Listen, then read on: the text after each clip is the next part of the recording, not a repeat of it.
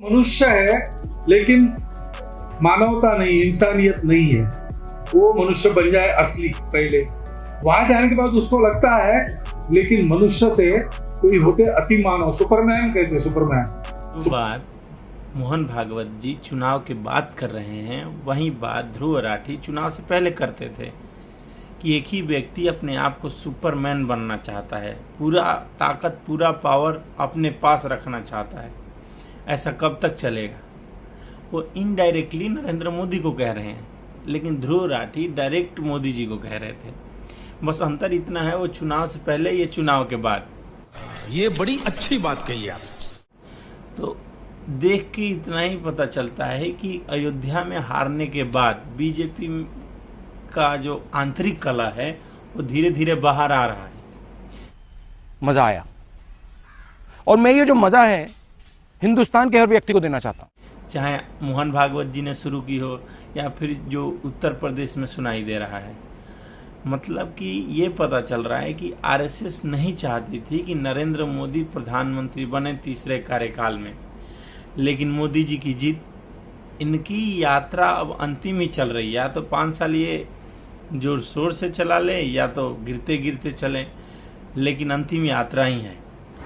क्या बात कर रहे हैं बाबा? इसके बाद बीजेपी हारे या जीते, नरेंद्र मोदी जी प्रधानमंत्री नहीं रहेंगे, क्योंकि पार्टी में आंतरिक कला एकदम उच्च स्तर रेखा पे पहुंच चुकी है। मोदी जी का सबसे बड़ा माइनस पॉइंट अब ये होता जा रहा है कि किसी भी विषय पे ना बोलना। जैसे पेपर लीक पे एकदम सांप सूंघ गया था बीजेपी को। बेरोजगारी, महंगाई और भी बहुत सारी रीजन है जो बीजेपी को इस बार बैकफुट पे लाएं। और बैकफुट पे लाने का सबसे बड़ा यह भी कारण है कि दूसरे पार्टी को तोड़ो और उसके व्यक्ति को, कार्यकर्ता को टिकट दो और जोड़ो। अपने कार्यकर्ता चले गए तेल लेने।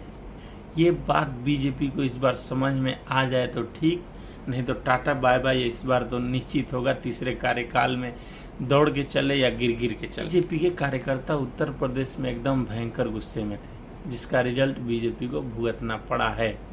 आज योगी आके बोलते हैं कि बीजेपी का कार्यकर्ता बैकफुट पे ना जाए। ये बोलने की जरूरत क्यों पड़ी? भारतीय जनता पार्टी के कार्यकर्ता को किसी भी स्थिति में बैकफुट पर आने की आवश्यकता नहीं है, क्योंकि सोशल मीडिया से लेके जमीनी स्तर तक बीजेपी का कार्यकर्ता ऐसा सोच रहा है कि अब अंतिम यात्रा ही शुरू हुई है।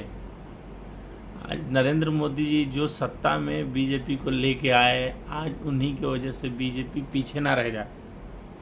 लेकिन ये बात सत्ताधीश नहीं समझ सकता, क्यों? वो अहंकार के मद में चूर है, ऐसा आरएसएस का कहना है।